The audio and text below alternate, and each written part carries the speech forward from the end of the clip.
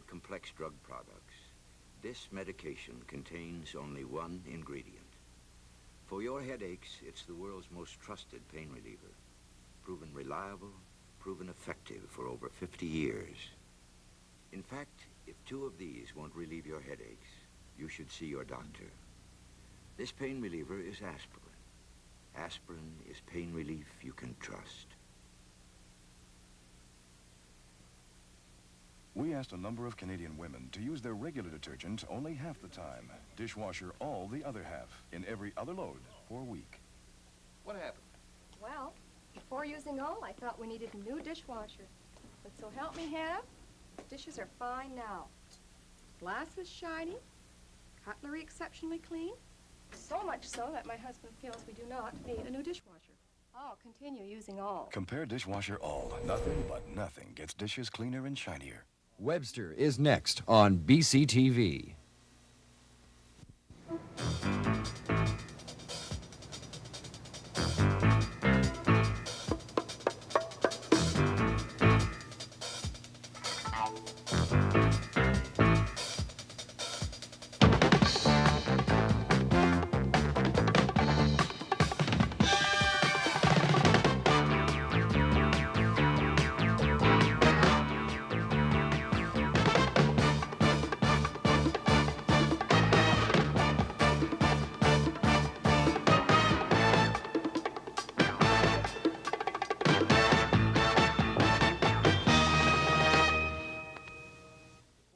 Good morning, and before I forget, if ever a government, such as the one in Victoria, needed a minister of propaganda, it's that government. And guess what they've done? Well, first of all, we know how poorly they've handled all of their image. From Gracie's finger to dirty tricks to the coal deals, you name it, they muff it. Well, I'm glad to be able to draw to your attention that they have hired a new Deputy Minister of Propaganda. His name is Doug Hill, and he's formally called the Deputy Minister of Information Programming. And all you unionists on the picket line should feel sorry for Mr. Hill, who comes from the sheltered world of public relations in the East. And he is now starting a new job at a modest $62,500 a year, plus a leased car and all the benefits that our senior civil servants and bureaucrats get in Victoria. So I wish well to Mr. Hill, but I think he will find it an impossible task. But I wanted the boys in the picket lines to know that Dougie Baby is getting $62,500 as Deputy Minister of Propaganda. Talking of propaganda, no, not talking of propaganda. I have here the elder statesman of the New Democratic Party, who is in town for an intellectual event, which I'll tell you about later, the David Lewis. Good morning, Mr. Lewis. Good morning. And then I have a panel of people, some of whom will be trying to create alarm and panic in your breast over the question of fisheries regulations on the West Coast. And they are Messrs. Shinners from the Federal Fisheries Department, George Hewison from the UFAWU, and a fellow called Anthony, who pretends to represent sport fishermen in this province. I'm personally in favor of licenses for these sport fishermen, and I'd ban all these crassly commercial derbies. But first for David Lewis, after the break.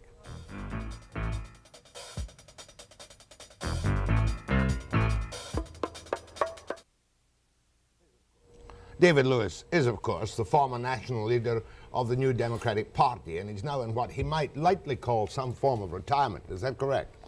Oh, well, I no longer have the frenetic pressures of politics in Parliament and leadership of a party, but I've been pretty busy. You're one of the many VIPs who are in town for a 2-day symposium about a man whom I know to be a great Canadian, but whom, to my eternal shame, I know nothing about. Who is F.R. Scott? I think we have his picture.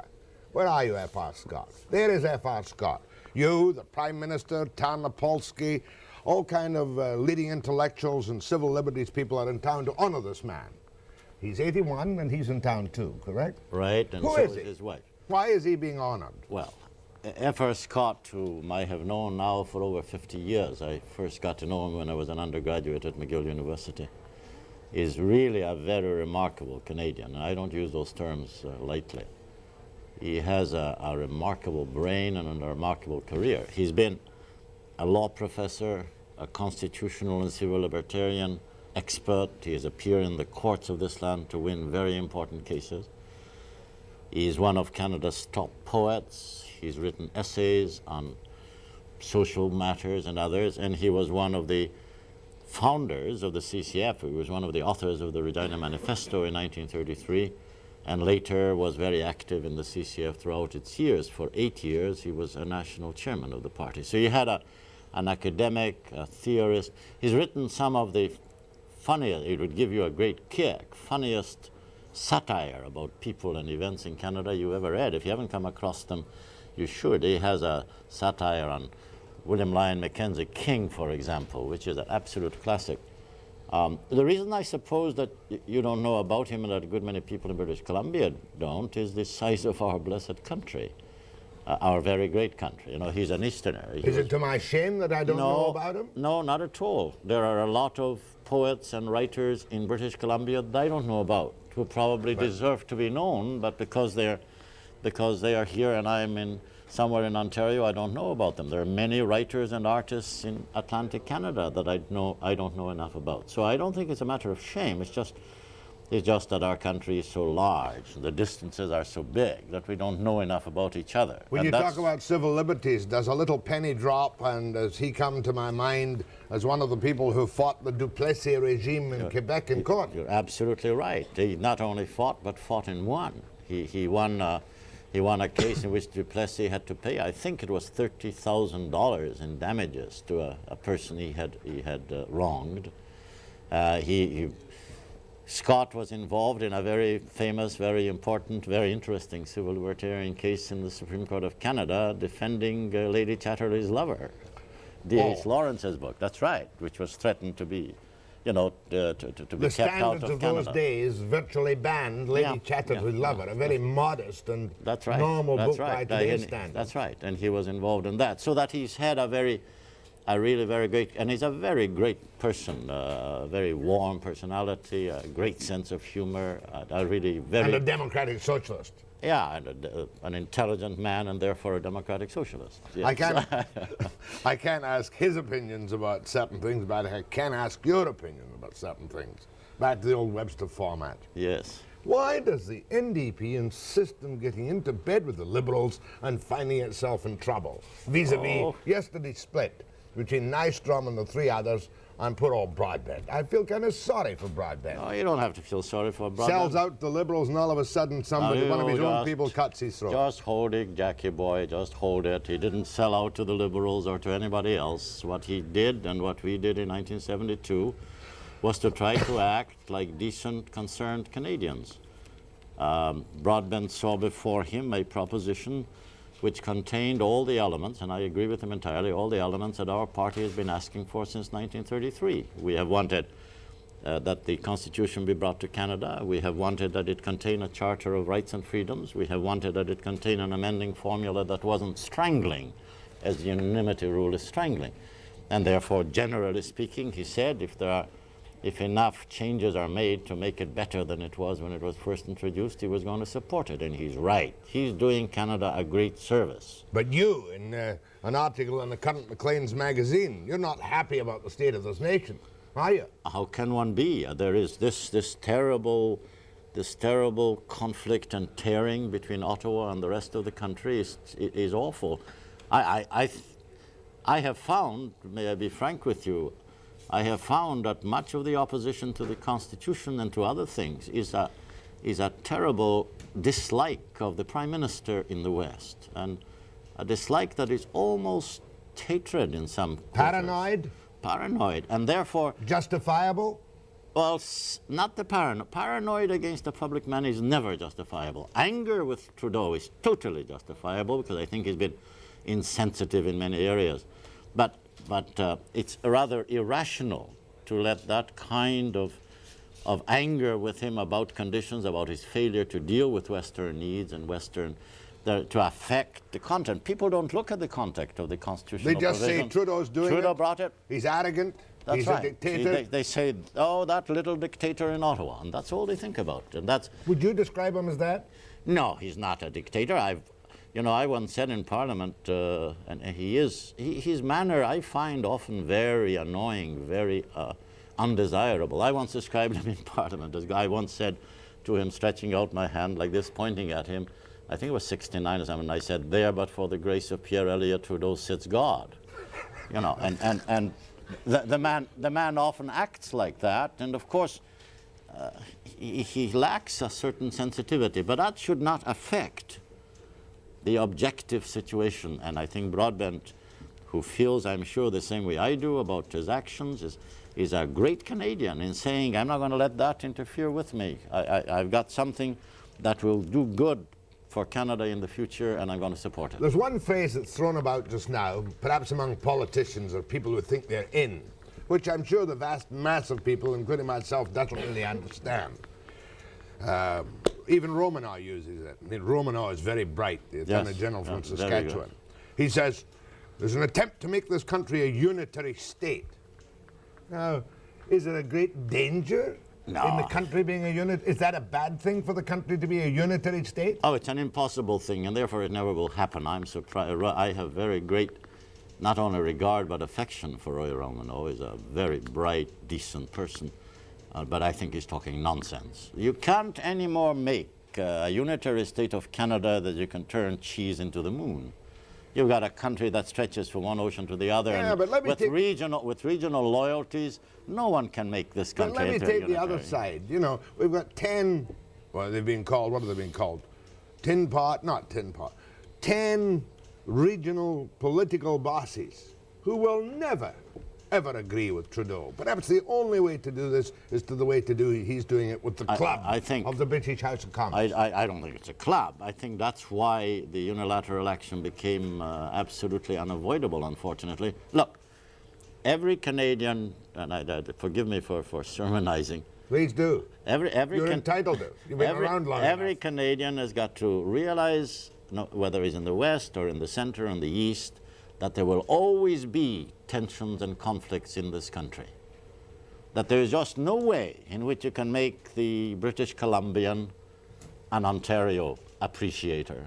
And there is little that you can make the Ontario guy appreciate British Columbia. So that there will always be, because of the distances, because of the different backgrounds, because of the different cultures, different history, there will always be those conflicts. But they don't worry me. I get the message from you, Mr. Lewis, that the move by the Liberal government under Pierre Trudeau is correct, but that the wrong man is leading it. At the moment, as far as the West is concerned, I think that's true. More with David Lewis after the break.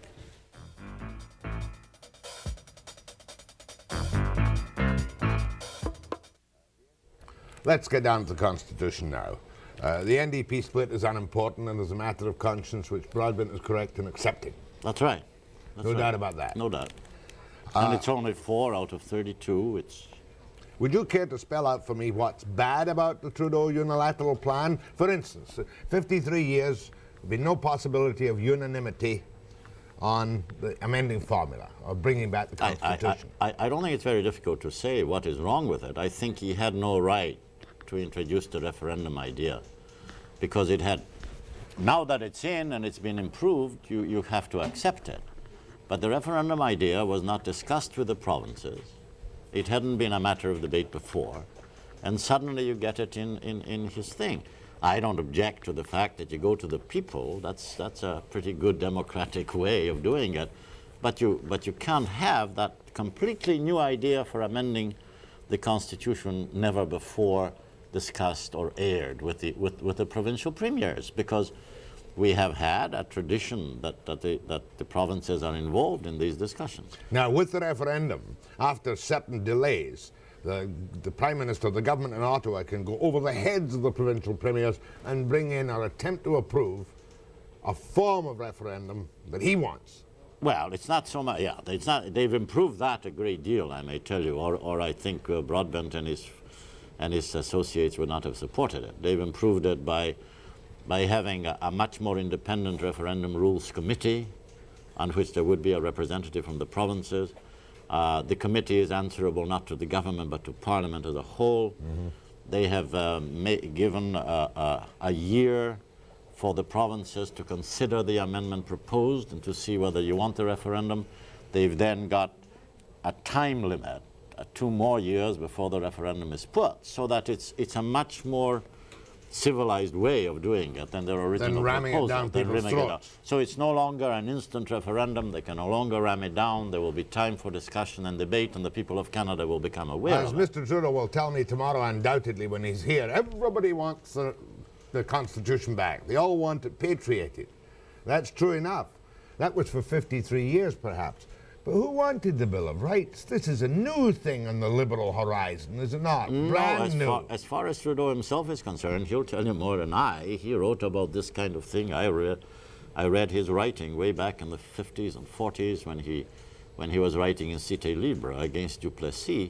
He's had a I must say, a long tradition of civil liberty protection, and I twitted him with that in the October crisis of 1970. I reminded him how he betrayed his civil liberty tradition in that situation, which I have never forgiven him, by the way. And which is still on the books. Oh, which is, well, the War Measures Act is still on the books. The War Measures Act. Yeah, and will it still be on the books if the Constitution comes back? Well, that's a question. I think there's a pretty good legal argument that certain provisions of it cannot be sustained once this Charter of Rights becomes part of our Constitution. And let me speak for myself. As far as my party, the New Democratic Party, and I are concerned, ever since 1933, we have wanted a Charter of Rights in the Canadian Constitution. Every statement we have made for over 50 years about amending the Constitution has contained a reference to a Bill of Rights. And you know, one of the things that a good many Canadians, it seems to me, and very intelligent and learned Canadians forget, is that this country has 11 governments. If you have only one government, you may get away without anything in the Constitution which is a watchdog of your civil liberties against government. Vis-a-vis England. That's right. But when you've got 11 governments, any one of which can go berserk someday, you know, then you need something in the Constitution that limits the power of the governments to interfere. Short question. The Supreme Court is not entrenched in the Constitution. We've got 9 Supreme Court of Canada judges. Down the road, I can see perhaps a somewhat venal government not getting the answers it wants from the Supreme Court on the Bill of Rights, packing the Supreme Court. Is that not a possibility? It's a possibility, but I think what you will see happen in the next few years is a change in the manner in which Supreme Court judges are appointed. I think you will find that the provinces, it won't happen overnight, but we are going in a direction where the provinces will have a voice in the appointment of the members of the Supreme Court. I know one thing that's going to annoy you, and which you will express yourself strongly. Trudeau has apparently given in to pressure from the Senate and has given them a veto over changes in their own House. So therefore that means Trudeau is now no Senate reform whatsoever. The old hacks are going to stay there forever. I've always disliked the Senate. I think it's an unnecessary institution. A few of its members are very good people and have done some good, but... Name 3. Well, I can name 2. Carl Goldenberg is a pretty good senator, and the former Senator Eugene Forsey, even though I have never forgiven him for becoming liberal, was a good senator and a very decent man. Mm-hmm. No, there are a few very good people there, but it's a wrong institution. It's an undemocratic institution. It's a center of reactionary stand-pat. And now can't be changed without the Senate's approval. That's as far as this part of the Constitution is concerned, but I'll bet you dollars to donuts that this will be one of the things they will change in the next few years. When the patriation comes back? Once they have the amending formula, one of the things they'll go after. Because the provinces are right in wanting a second chamber in Ottawa which is responsive to provincial desires and which speaks for the provinces. And they'll get that. Final question. Even Chrétien admits that the process is wrong. This business of going cap in hand, virtually, to the British and saying, hold your noses and pass it, even if you don't like it. You know, is this not a bit demeaning for this nation? No, what was demeaning is that we ever permitted it to stay this long, that we ever permitted this blasted Constitution to be an act of the British Parliament. That's been demeaning, and I have no hesitation at all in saying to the British Parliament, you have that our address is addressed to Her Majesty the Queen, Her Majesty the Queen has to do what she's told to do. And that means the British Parliament has to do what the Canadian Parliament tells it to do. Get the hell out of our hair and we'll have the Constitution home. There's nothing demeaning because that's the only way you can do it. And legally, and therefore, you know, if you didn't do it, every corporation in the country would be in the court next day attacking any law you passed if you did it any other way. Wouldn't it be a riot if the British passed it and the Supreme Court of Canada ruled the process unconstitutional? Such riots I can do without. You don't think it'll happen? I don't think so. I am surprised that 2 judges in the Manitoba Court of Appeal partly supported the other side. But it may happen, who knows, but it won't be riot, it'll be riotous, but not a riot. My thanks to David Lewis, former leader of the NDP, in town for the symposium honouring a great Canadian about whom we don't know enough by the name of F.R. Scott. Right. My thanks, Mr. Lewis. Very nice to be here. Next, we're going to go fish for some salmon. Maybe, after the break.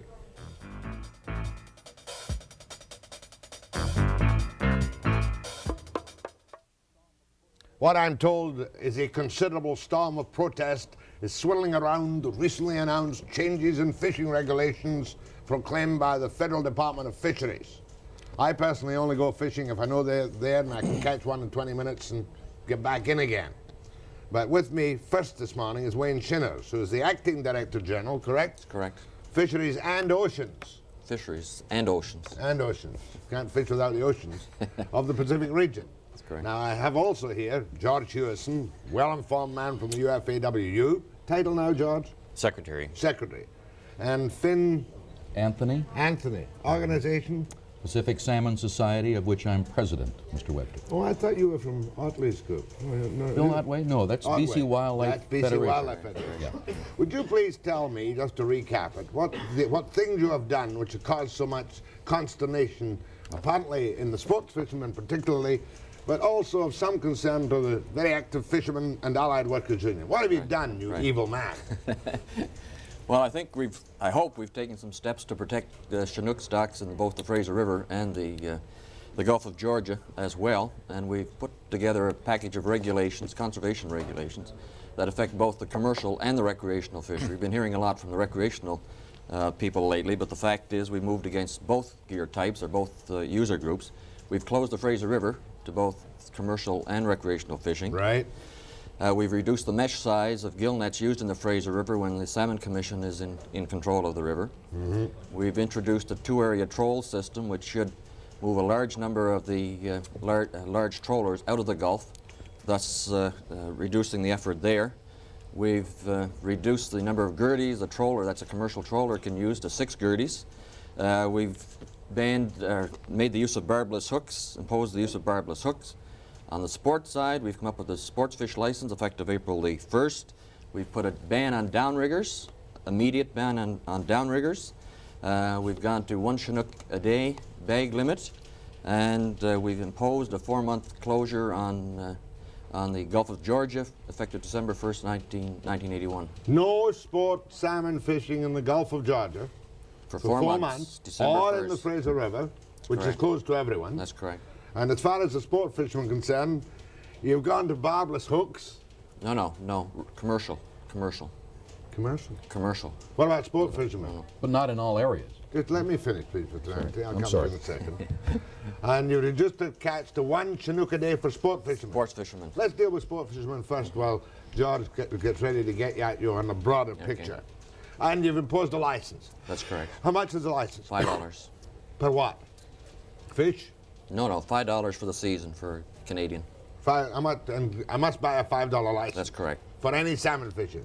For any fin fishing, salmon or otherwise. No matter how old I am? That's correct. No matter how old you are. From an infant to 99? No, 16 and over, $5. Oh, you must always have a children. 16-year-old in the boat then. No, a 15-year-old in the boat. Then you don't need a license, is that right? One would hope not. And downriggers are gone.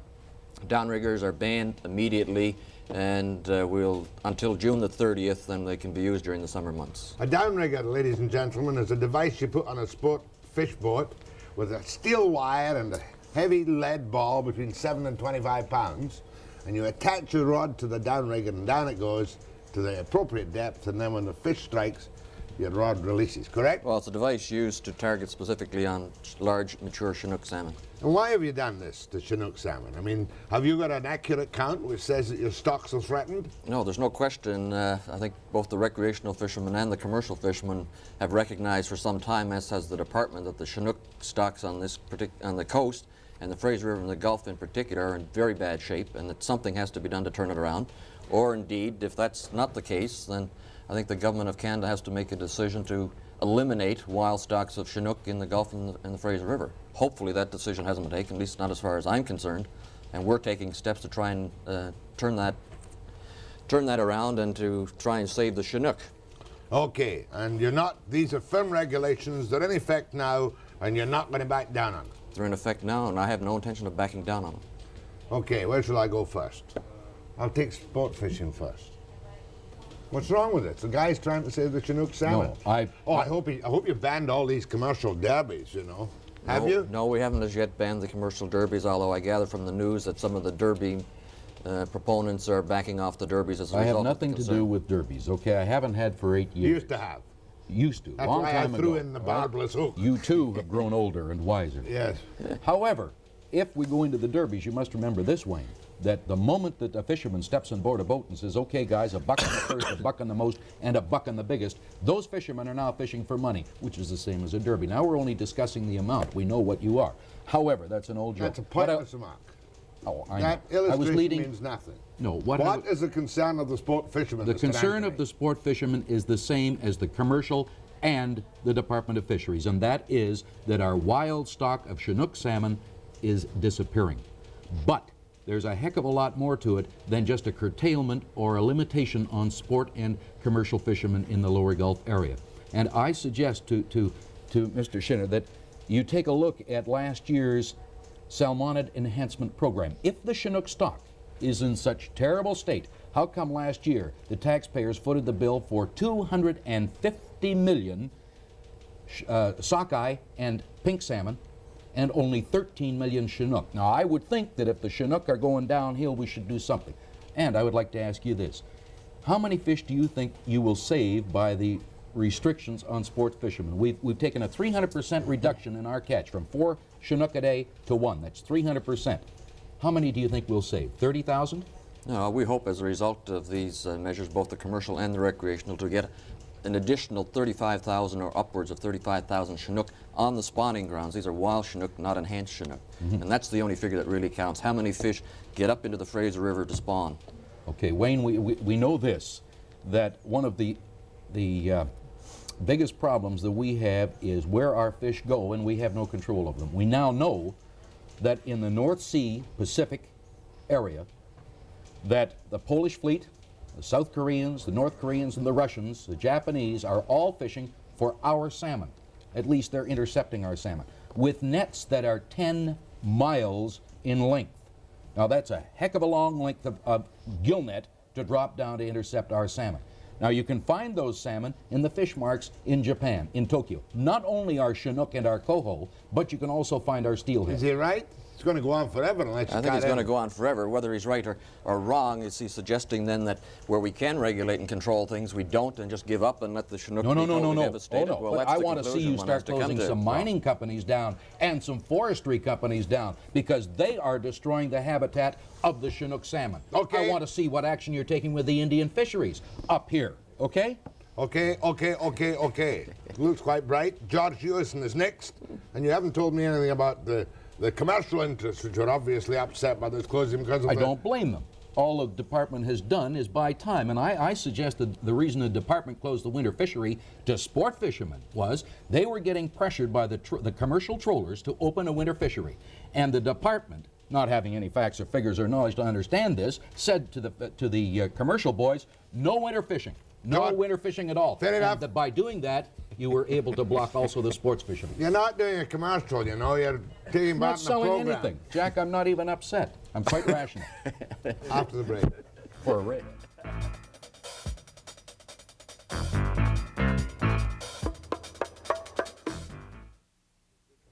Sport fishing is big business, and so it should be. But what about commercial fishing? George, What's your reaction to this unusual step, I believe it is, taken by the Federal Fisheries? Well, Jack, we're still climbing out of the bunkers, I told you earlier, trying to find out where the next bomb's coming from. We've had announcements week after week this winter. We've had the area licensing system imposed on the trawlers. We're getting all kinds of measures thrown at us. It looks like the first time in the history of the commercial fishing industry, that goes back over 100 years in British Columbia, we will not have a commercial fishery on the Fraser River this year. And that really has to speak volumes of you know, the ineptness and the lack of program on the part of the Department of Fisheries. Here we've been conserving for years and years and years. We've been reduced from 7 days fishing time a week down to 12 hours for the last 12 hours a week for the last 3 or 4 years, and it hasn't brought the fish stocks back. And until we start examining the real causes of the decline in the fish, I think what we're going about, the measures we're taking right now are not going to rehabilitate the spring salmon. It's an ad hoc, band-aid kind of approach. And I think we have a Pierce Commission going into effect right now. The thing that really surprises me is the fact that we have this Pierce Commission, and yet his work is being preempted by the Department of Fisheries taking these kind of measures. And I find that rather strange. It's something like conducting an autopsy rather than conducting a meaningful scientific kind of investigation. You impress me. Perhaps you could expand a little on what the real causes are. You say from 7 days fishing time down to 12 hours a week. It's obvious that salmon are a very fragile resource. You can't continue to destroy the fish habitat, destroy 70% of the estuary that salmon require in their transition from fresh to salt water, and expect and not take definitive action against the abusers of that habitat, and expect that you're going to have a viable salmon fishery. You can't dump raw sewage into the Fraser River in large amounts. You can't develop the city of Kamloops, the city of Prince George, the Annacis Island, which is pumping raw sewage into the Fraser River, and expect that the small immature salmon are going to survive. The Department of Fisheries has not addressed that question. They brag about having the best piece of fisheries legislation in the world, and then they turn around and violate it. You know, they violate it coastwide. We had the Riley Creek, the Reynolds Sound. We've got this AMAX Corporation. And the provincial government isn't off the hook on this. But the citizens of British Columbia are going to have to determine once and for all whether they want salmon. And no salmon enhancement program that's yet being devised by man can ever duplicate what Mother Nature has put there for us. Well, it's certainly a different view. I presume that I know all about the pollution and whatnot, and I don't see how you can stop the sewage at the moment, because you've got divided responsibilities and jurisdiction. But I thought they just fished out the salmon. I'm wrong, am I? No, I don't think you're wrong. Certainly, I think the point that George makes is a very valid one, that there's been severe habitat degradation taking place over the last, really, the 100 years, and it's continuing. There's no question about that, but you know, housing developments, new industry is moving in. Every time you flush your toilet, you know, you're affecting the ability of a fish to survive. So we're all, you know, involved in that particular situation. But in spite of the habitat side of it, there is still considerable overfishing. The size of the fleet that we have here on the West Coast is far in excess of the ability of the resource You've been saying that for years. That's the whole point. That's precisely the point. The capitalization in the industry has gone from $70 million 10 years ago to over $500 million in the commercial sector alone. It's developed to that extent precisely because of the policies that have been pursued by the federal fisheries.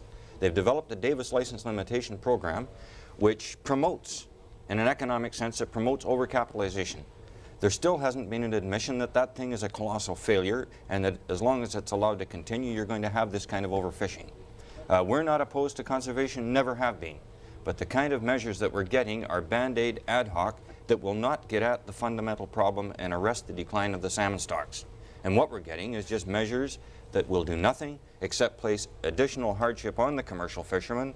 And now we're seeing for the first time measures that are being taken against the recreational fishermen. We started out talking simply, did we not? Not for the first time, George. Yeah. We started out talking simply of about a 4-month ban on Chinook salmon in certain areas and the reduction by 300% of your daily catch. One Chinook, right? Yes. And suddenly we get into all the total complications of it. Is there an answer anywhere, though, in our generation, John? Of course, there's an answer. And if the Pierce Commission is completely independent, as they say they are, and it isn't just another study, this is the 19th Royal Commission or Commission of Inquiry we've had in the last 90 years. to investigate the state of the fishing industry in this coast. If it really genuinely has the power to do the kind of job, and if somebody will listen, there are a number of things that can be done.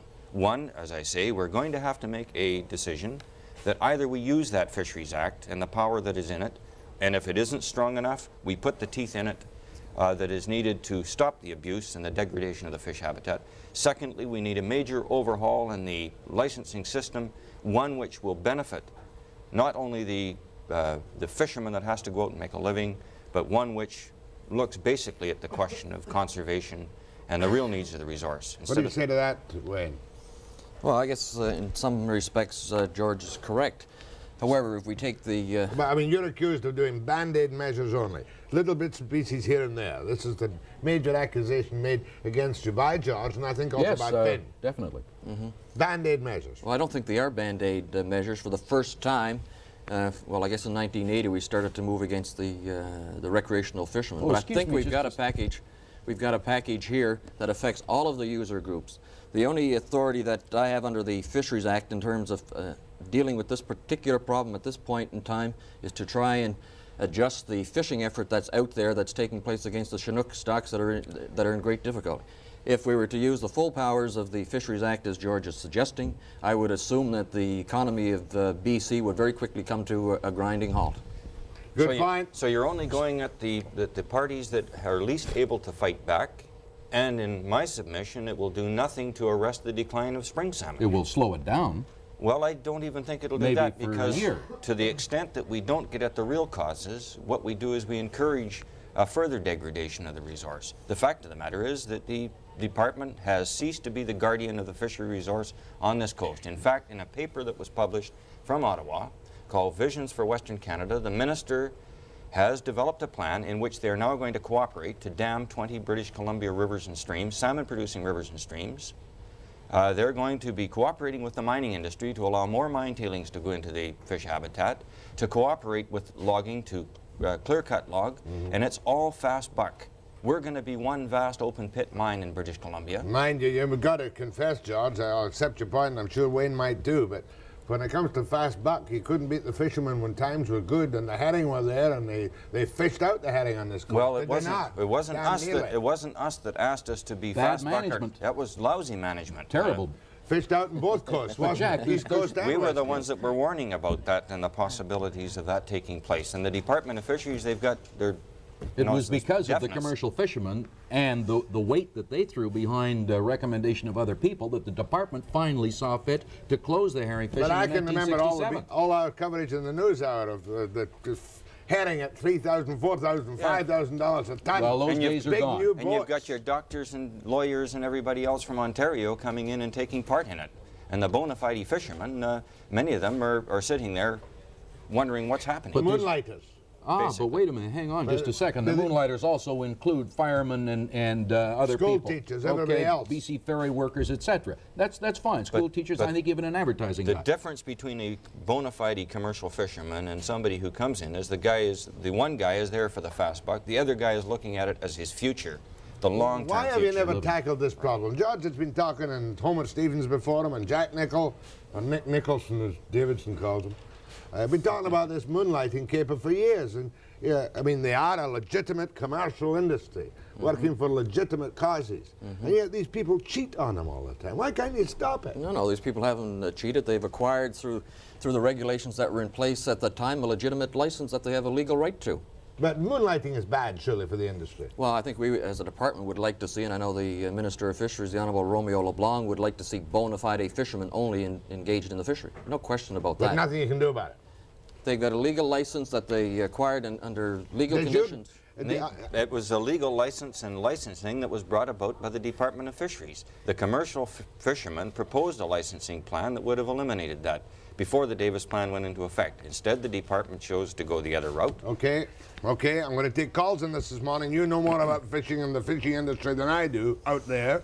You've got three very talkative people, George Hewison, Finn Anthony, and Wayne Shinners. Shinners. Correct. You a BC boy? Maritimer. So they bring you out from the Maritimes to run the fisheries on this coast, and they send a BC boy from here to run the fisheries? That's correct. That's because you've got no friends when you start and you don't want to be known locally. After the break.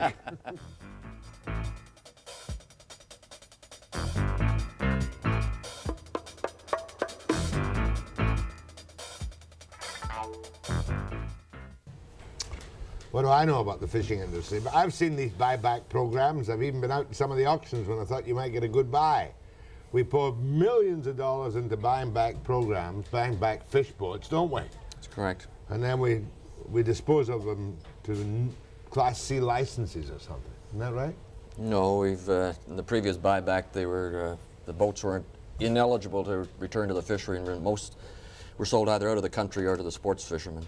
And have you got another buyback program We've got to another reduce the licenses? very small buyback program, which will help address the licensing situation. That's to take your people off the hook, though. But it's more to anything. address the fishermen that are in difficulty and want an opportunity to get out of the fishery with But a few everybody's dollars. in difficulty. I mean, that's the reality. $3.5 million and a $500 million fleet is a drop in the ocean.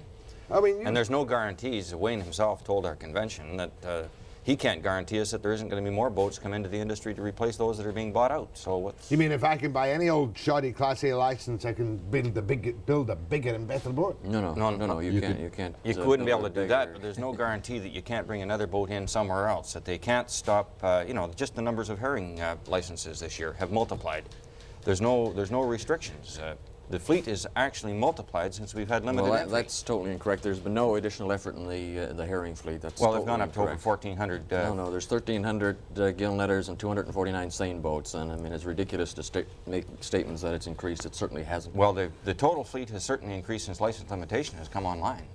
Yeah, but you said in the last year it's increased. No, It the has not total number of increased. vessels since the Davis plan was designed to reduce the fleet and to reduce the fishing effort. In fact, the fishing effort has increased and the numbers of vessels totally has increased. Boy, it's a real free Certainly enterprise the tonnage business. has gone away. It's a real free enterprise business. I've always been surprised. That's right, and the commercial union fishermen who are supposed to be the beneficiaries are the ones that are left at the hind end. Any good Of course, calls, Gladys? Do you want to say something? Yeah, I'd just like to say something, going back to before the commercial break, Wayne, when you said it's the first time that the department has taken steps against the sports fishermen.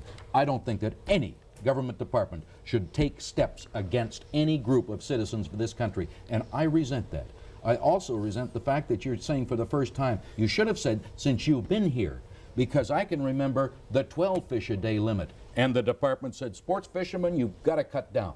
And they cut them down to 8, and still the salmon diminished. Then they cut the sports fishermen down to 4 fish per day, and the salmon still diminished. Now we're down to 1 Chinook a day, and I suggest to you the department's got it all wrong.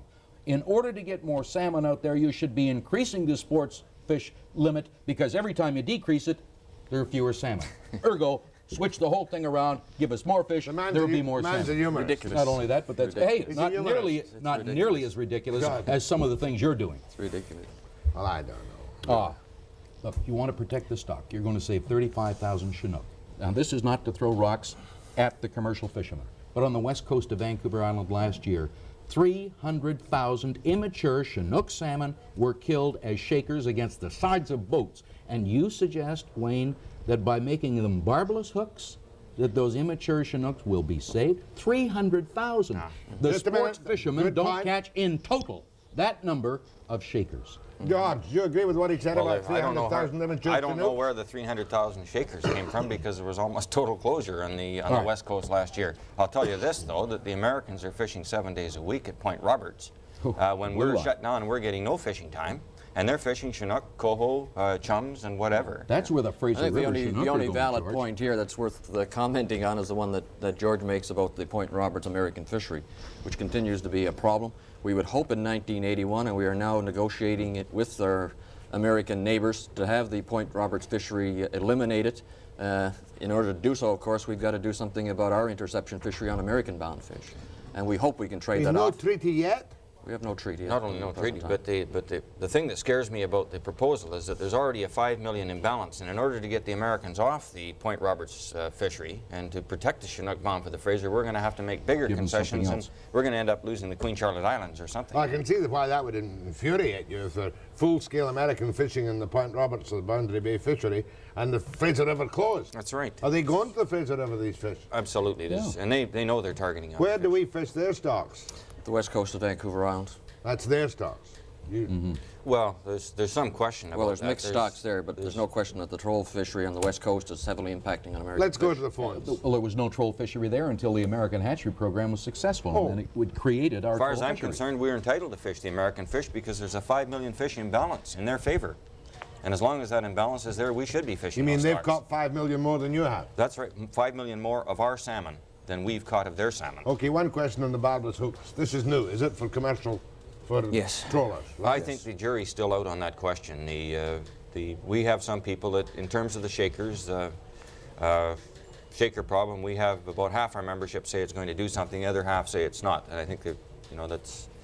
From Pender Harbour, go ahead, please, to my panel of experts, union, sport fishing, and the federal fisheries. I listened to the program with interest this morning, Jack. There's obviously the federal fisheries are in the position of having to referee the greeds and demands of each half of or each third of the operation. I notice you're not represented by the DC Wildlife Federation, but Finn Anthony is doing a pretty good job for the sportsmen. Oh, Finn's all right. Small organization, but it's powerful and effective. Don't try to They be haven't nice been to too me. active lately, but this has brought them to life again in any case. But what he says is correct. But I think federal fisheries have been delinquent over the last 20-odd years or more when they were lobbied many years ago by BC Wildlife Federation, which was at that time the most active, to try and shut the Fraser River down from commercial fishing, which was catching a lot of steelhead, of course, as well as early run Chinooks. Do you have a question for any of them? Not particularly, except to say that I think that Dick Crowder previously tried it and got fired. In other words, what political pressure is he subject to, Mr. You're suggesting Mr. Shinner might be subjected to political pressure? Successfully? What do you say? Well, I'm sure there's a lot of pressure on. The phones have been ringing right off the wall, and groups such as Finn's are organizing themselves, and the minister's being petitioned. Obviously, it's a very controversial issue. My job is to protect the fish, not to protect Finn Anthony or the commercial fishermen. The first priority is the fish, then the fishermen. And that's your decision That's to my do job. that. Go ahead, But please. Dick Crowder didn't get fired. Dick Crowder is the man now operating the East Coast. He didn't get fired. He got removed to the... Is that not correct, Wayne? He's your counterpart? Transferred. That's better. Not removed. Not removed. Don't no. say things nastily. As a matter of fact, I think that was an elevation in his position, wasn't it? Director of East No Coast? comment. Go ahead, please, from whatever. No, wrong one. Hello? Yes, that's you, sir. Yes, sir. That's Mike Forrest, Pacific Gillnetters Association. I'm concerned, as George is, about the habitat protection, and I believe it should be maintained. The department's new regulations and the newest laws for habitat protection should be enforced to the full. However, we need something in a one-year period to help the Chinooks, and I support the sports closure in that regard. The gillnet closure in the Fraser I do not support because we don't take more than, say, 5% of the Chinook resource, and we've maintained the burden of conservation for in excess of 20 years now. I think it's time some other people took a look at conserving the resource, and the biggest user group would certainly be the right place to have some input to bearing some burden of conservation. Who are the biggest user group then? The sports salmon, the sports fishery. Biggest user, but not biggest catcher, Mike. Not biggest catcher. The sports fishermen don't catch 5% of the Chinook salmon. The commercial, now just a second, that, Wayne. Mr. Shinners would dispute that. However, well, I imagine the he river would. fisherman, in another case, going to maintain a fishery and be a bona fide commercial fisherman, as George would say, and still be able to be closed in the area that he usually would fish. He can't fish at all, therefore it's a little impossible to be any kind of bona fide fisherman. Well, let me get this clear. Is Finn wrong again when he says that they're not for the first time. user? No, Finn is right if the 5% or the 6% figure he's using is salmon coast-wide. But when you talk about Chinook, Fraser River Chinook and Gulf-based Chinook, which is the issue that we're talking about here, they take anywhere to 32 to 35% of those Chinooks. The no sport question fishermen. about it. The sports fishermen. You're the evil No one. question. Right. The people at UBC have a good handle on that kind of numbers. Oh, really? Mr. Hilborn said, and he has been working on this for 4 years. I saw it in the province, Michael. He said that they estimate, after a 4-year study on the Salmonid Enhancement Program, that 1.5 million Chinook salmon were caught by sport fishermen last year, yet the total commercial catch was 1.3 million. Now, let's get the facts right. And I say the department doesn't have any facts at all. Wayne, you George? have some? I think there's a real danger in this whole thing that that because the commercial fishermen are closed down, that the department has to justify that by shutting down the sport fishermen, or vice versa, that by shutting down the sport fishermen, they've got to justify the total closure in the Fraser. In my opinion, the total closure in the Fraser, after 100 years of fishing, it was one of the founding industries in this province. It was the reason for people locating in British Columbia, in the lower mainland. And here we've seen that area close. I agree we need to have short-term measures. We've had short-term measures, and I call them Band-Aid measures, for the last 20 and 25 years. We're not bringing the spring salmon back because we don't have an overall plan. Wayne? Yeah. Okay, I agree with George. All user groups have to contribute to this conservation problem, and there's no question in anyone's mind that the sports fishermen are impacting very heavily on Chinook salmon. I agree that we've pushed the commercial fishermen right to the wall on this particular issue, to the point where this year we've eliminated them entirely out of the fishery. But you had no option. We had no option. Well, you could go after the other industries. When the Chinook salmon gets all the way up the Fraser River and is within a couple of miles of spawning, do we allow then a full-fledged gill net fishery to take place and totally devastate them at that point? No, Ridiculous. but we do allow It can't the be done. forestry companies to go Can't be along done. and not put in green strip practices, George, and totally denude the upper headwaters where those fish need to go. That's a tough one, though. spawn. You know that's I know a tough Jack one. Monroe controls it. He threatened strike.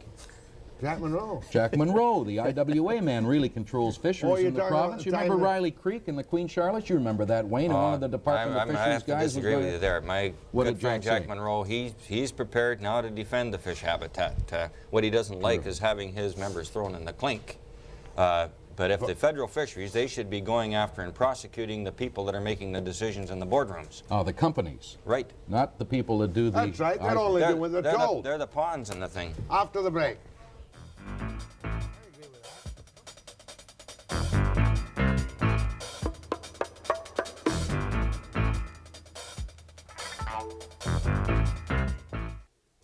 I don't know where you go. Somebody just lined it out.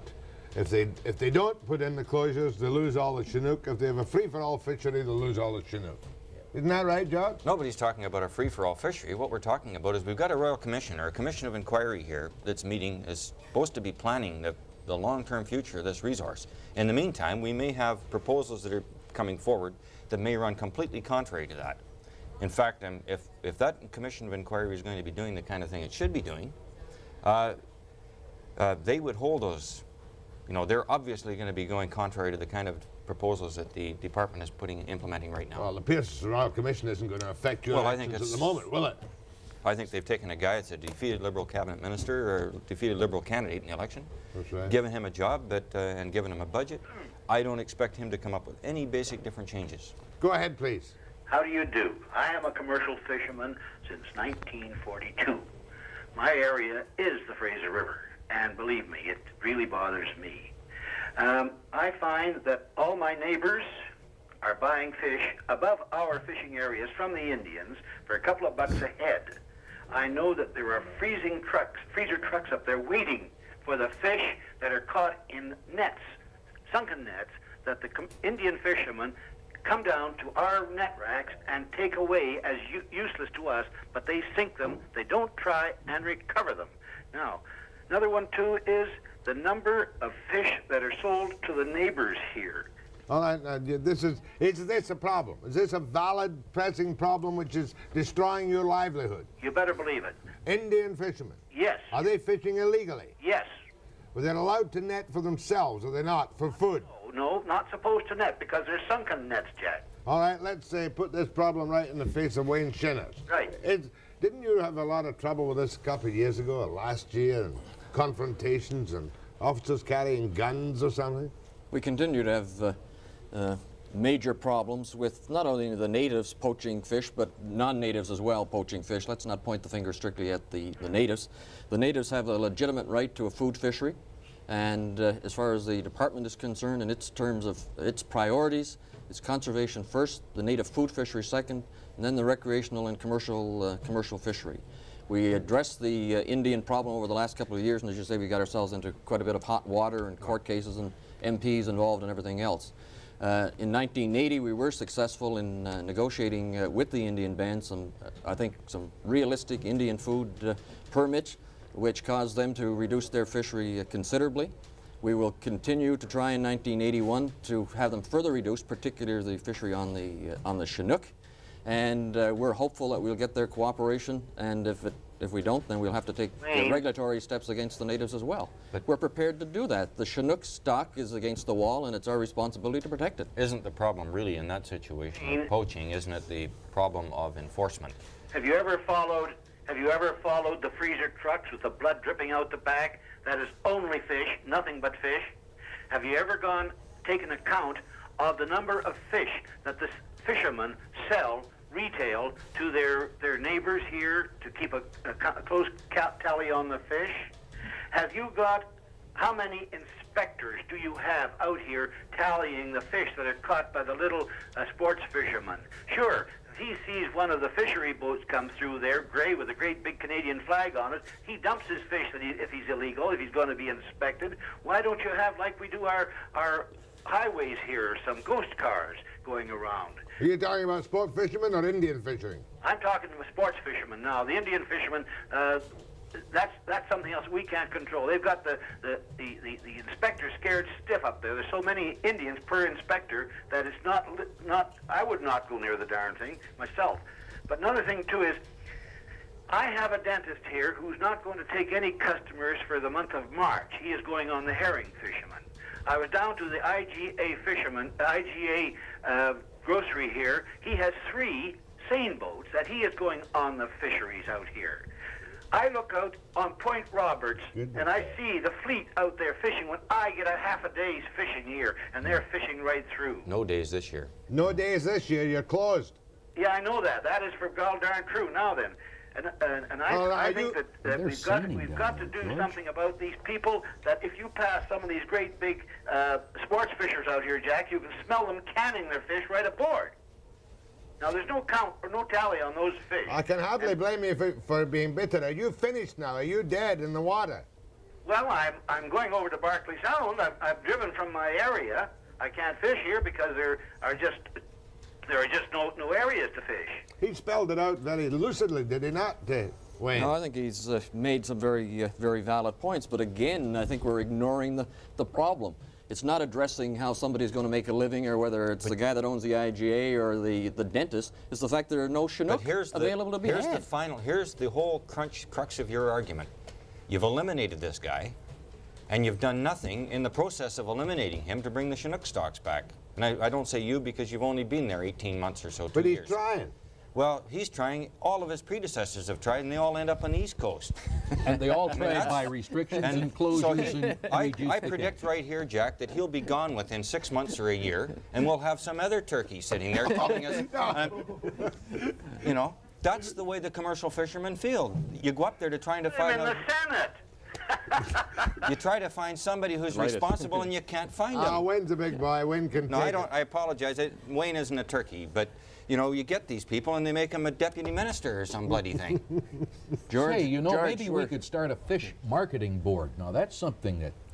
We're trying to be responsible. That's the whole point of some of the efforts that we're making. But you gentlemen are both suggesting that we should throw up our arms, let the recreational fishermen do the thing, let the commercial guys all go fishing, and that's the end of the resource, and we're back to hatcheries. The previous speaker has given you ample things to consider. Before, you've already eliminated him. Now, before you go ahead and eliminate somebody else out of the industry, think about eliminating the fish. You're forgetting about eliminating the fish. He never eliminated the fish. You've eliminated him. The department hasn't gone fishing. Would do that because they've been doing that for 50 years. That are fishing, and it's the commercial fishermen that are taking fish, not the Department of Fisheries. Just one last your responsibility is fish management. Okay, just a moment, please. A word from this very well-informed and unhappy fisherman. What kind of fisherman are you? A gill I'm a gill netter. Gill netter. River gill netter. Okay. I have been everywhere, but I'm over 70 now, Jack. Okay, we know about the dentist. We know about the IGA man. The dentist is taking the month off to go herring fishing. That's disgraceful. And what is the Department of Fisheries going to do about that? Could I ask this gentleman that's on the phone, if he's been on the Fraser River as a gill netter for many years, the state of the Chinook stock on the Fraser River, can you give us your personal assessment of whether it's healthy, can it sustain a fishery? My opinion of the Fraser River is that the Chinook salmon are in trouble, but we are limited as to the size of nets that we use. If they keep us on the size of the net, we will have escapement. But it's not us that they have to worry about. But once they get past our boundaries, they come into this here illegal fishing area. The Good fish man. that we allow to go through, in all our innocence, are caught and packed and shipped to Alberta. Actually, by the time they reach there, they're almost a junk fish anyway, but they're caught. The spawners are caught, and they go... Are we talking about thousands and thousands of fish? Yes. You better believe it. Yes. Are we? Close. Yes. Are we? Refrigerator Yes. trucks waiting on the bank. You can see this up there, Jack. But we don't have enough inspectors. How many inspectors will we have for the sports fishermen, the pleasure fishermen out here, that can go alongside a boat and check the number of fish they've got in the boat? And it's easier to make a scapegoat of a gentleman like this and to force him over to Barclay Sound than it is to tackle the real problem. It's a lot easier. Thank you for your call after the break. All Bye. right. Much obliged. Gotta go.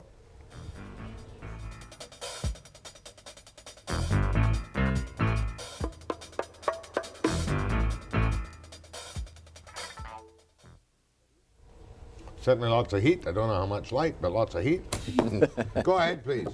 Yes, Mr. Skinner, you claim that the new regulations are to allow more Chinooks in the Fraser River to spawn, and yet your head recovery shows very few Fraser River Chinooks are caught in the Georgia Strait. Most are caught in northern Vancouver Island and the west coast. And the same boats are up there and wipe out whole stocks of Chinook in a single set. Is that right? No, there's no question that Chinooks range the whole of the BC coast, the Pacific coast for that matter, and impacted in many areas. There's no question about that. But once they get into the Gulf and are moving into the Fraser River, they go through a very intensive fishery, and we have the ability to regulate that fishery and to try and lighten up that intense fishing. Yeah, but you don't pay any attention to your head recovery program that a lot of money was spent on to check where the Chinooks and different fish are taken. So you're switching your statistics to suit your argument, in my opinion. No, I don't think so. We've had, in 1980, we've had closures up and down the west coast of BC, both against the commercial fishermen and the recreational fishermen, and you'll see some more this year. And the concern about seine fishing impacting on immature fish, you'll see some spot closures against seine boats as well as commercial boats. Thanks very much. Back to something Finn said about the Korean draggers or whatever. No, these are net-type boats, gill netters, and they string these nets out. And Jack, if you can string nets out for 10 or 12 miles in width, okay, you can certainly interrupt a migratory pattern of fish. And with all of the electronic gear that these people employ, you know, I understand that the Polish fishing fleet is the third largest fishing fleet in the world, and they're operating hundreds of vessels. Now, the only information out here. In our, well, I shouldn't say our ocean, the North Pacific, okay? Well, they're midwater trawling. Let's be realistic, not ridiculous. All right, fine. There's no question there are high seas fisheries. Are there more than one? Taking place, but the fact is they are not impacting heavily on Canadian salmon resources. How do we know that? We don't know that, but the one set of tagging information that was done several years ago indicated that there was minimal influence. I don't think there's been enough tagging done to indicate the extent. What about this 10-mile net nonsense? Is that true or false? Oh, I'm sure the foreign fleets well outside the Canadian 200-mile are using, large amounts of gear, the Japanese maybe in particular, and the Russians. But that's not something we have control over. We try and have some bilateral arrangements with these countries to try and prevent interception of Canadian fish, and I think we've been successful. High-sea salmon fishing should be illegal by international law, and Canada should be taking that approach at international conferences. We're not doing that. And we haven't done it to the extent that we've needed to since 1952. And there's big politics involved in that. It was involved in the Japanese peace treaty. It was part of that situation. But what Canada should be saying is that salmon fishing on the high seas by nets should be banned. Go ahead, please. Nothing's been mentioned about the, I'm a sports fisherman, and there's nothing been mentioned about the 2 sewage disposal units that are on north and south arms of the Fraser.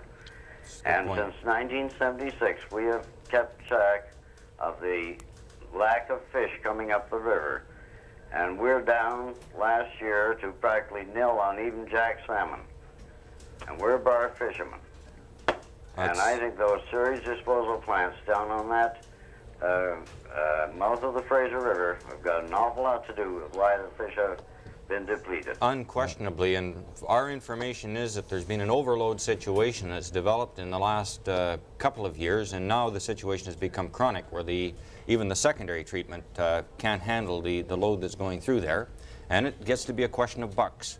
What we really need is money coming from the senior levels of government so we can develop tertiary treatment. So the water quality that we put back into the water is precisely what we take out of that river. This is a valid problem on the Fraser. No, it's a valid problem. We'd like to see tertiary treatment as well. We're certainly not happy with the amount of garbage and sewage that's running into the Fraser River. But again, the problem is, do you close down those sewage treatment plants? You bring the whole city of Vancouver and New Westminster to a grinding. The federal government provides the dollars. They're getting millions of dollars. They've got a Western slush fund of $4 billion right now that they're taking out of the resources. Some of that should go back to putting the quality of that river back into shape. The provincial government are pouring coal out of here. We're digging a big hole in the ground. We're giving our coal away.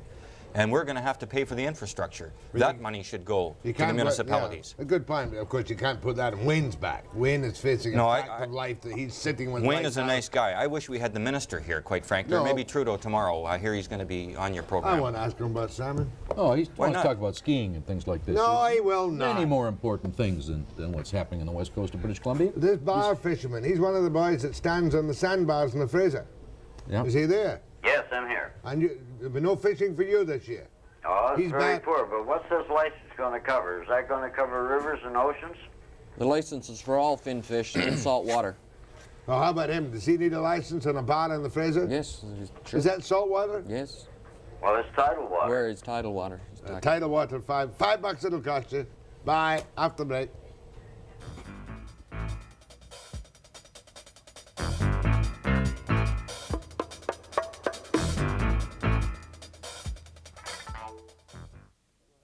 I've got a couple of months off this summer. Can I get a license to go herring fishing?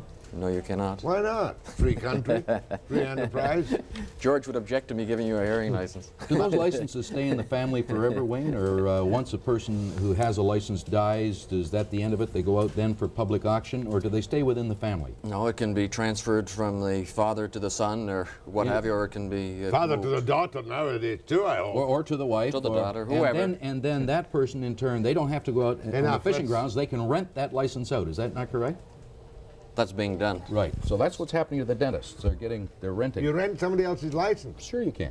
But that's illegal. No, through contractual arrangements and so forth, it's being done. That's correct. I'm sure there'd be lots of people who would be happy to trade places with you, Jack, if you wanted to go. Yeah, I'll rent a license from the dentist. Hey, dentist, rent me a license. I'll go out and catch some herring. Might get some decent fresh herring for a change. Go ahead, please. Yes, hi, Jack. I just tuned in 10 minutes ago, so I know I can trust you to cut me off if you've already discussed it.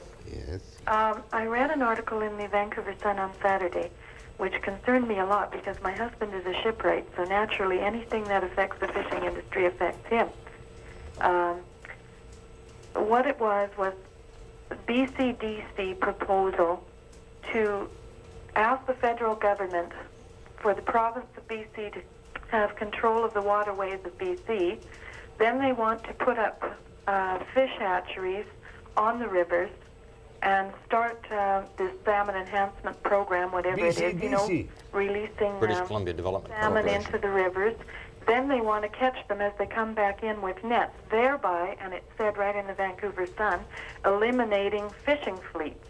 Now, let me get that from George. This was announced, was it? Well, there's a proposal. There's apparently a brief going to be submitted to Dr. Pierce's Commissioner of Inquiry to that effect, that they would go to the whole concept of fish farming and eliminate the kind of industry as we know it today. Crazy idea? Well, of course. Unfortunately, one of the things that better fish management. we suspect, well, it may or may not be better fish management. We go to the question of aquaculture. There's a lot of things we don't know about salmon enhancement yet. The American experience has been pretty grim. And one of the things we suspect about Dr. Pierce, he said once upon a time that the way the industry should be managed is with 200 seine boats and traps at the river mouth. And he was quoted in a, so you have to wonder whether we hope that he's changed his approach. Do you have any thoughts on that? It's federal jurisdiction entirely. It's federal jurisdiction, but the BC Development Corporation has put forward, as George mentioned, I'm not sure if they're going to put it forward to Pierce, but they approached the department some time ago with a proposal, as a number of Indian bands have also done, to take over the management of a particular river system, put a hatchery on it, and do what they call marine farming or ocean ranching. That is, they run the hatchery, release the fish, and then harvest them when they come back to the mouth of the river. Have you issued any permits for this? No. And there's Please don't. Thank you, ma'am. Go ahead, please. Yeah, Jack, good morning, and good morning to your guests. I'm a sports fisherman. And my beef is the fact that I think that all Canadians should have a right to do a little bit of fishing out in the waters of their coast. And this seems to be getting chopped apart more all the time. The only thing that it's doing any good for right now, to my way of thinking, is the people that go up and live from May to September at Little America, Campbell River, and Pender Harbor, and etc. These people can go up there, and through the period of months, they can come back across with canned salmon, smoked salmon, and every kind of salmon that you can possibly think of, frozen in their deep freezes, and etc. And now we've got into another situation here where the clams and the oysters, again, on this coast are going to be running pretty short as a point in like Franciscan Point on Quadra Island. At one time here, just a matter of 4 or 5 years ago, there used to be covered in oysters.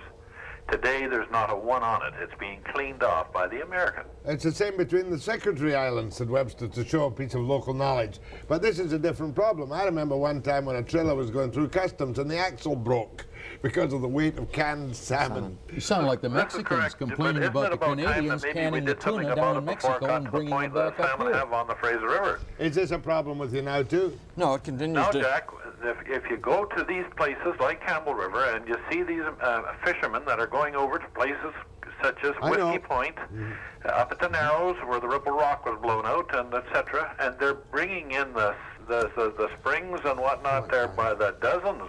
Okay, I've got the point, got the message. More than ever they do out here on the coast. Got the message. Is this another place where your enforcement is weak? No, it's a major enforcement problem. We know what's going on. There are limits, but just as the poaching up and down the Fraser River is taking place, I'm sure illegal fish is being moved out of the country. But the answer to that, Jack, is that you just close down the commercial fishermen. Or get the sports fishermen out of there first, George. Whatever. Well, gentlemen, it's your turn. You go first. We'll leave you to fight, but don't forget to buy a $5 license or an inspector will nail you for sure, even if they can't catch the net fish. Who's the inspector this year? You're going to inspect people for licenses, aren't you? That's correct. Finn's being funny, I think. Oh, thank you, Wayne. A year in jail if you don't have one? 5% of last year's income. There will be fines. It's unfortunate that we haven't really gotten around to discussing the issue of the Chinook salmon, that's all. No, we did. God bless the Chinook. Watch your catch. George wants total environmental control. He wants total Fish freedom. management. And you want the survival of the Chinook. fish. Thank you, gentlemen. After Thank the you. break. Thanks, Jack.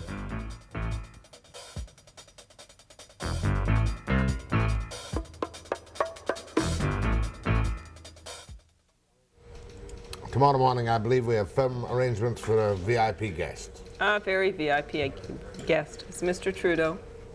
Pierre Elliott Trudeau will be here tomorrow morning. Guess what we're going to talk about? I suspect off the top will be the somewhat bizarre situation about the Constitution.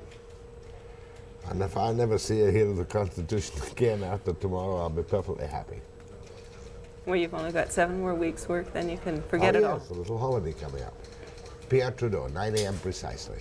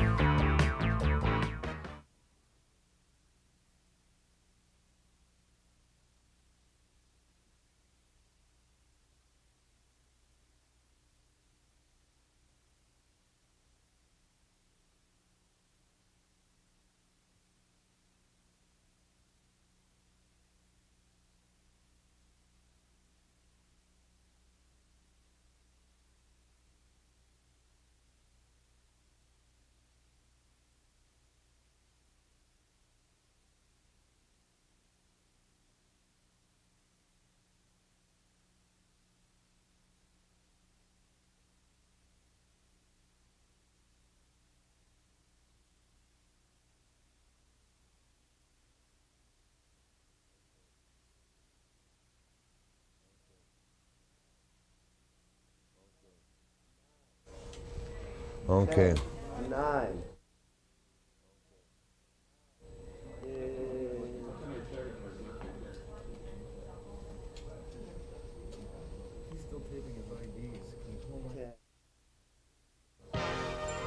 A close look at the vanishing Chinook from experts.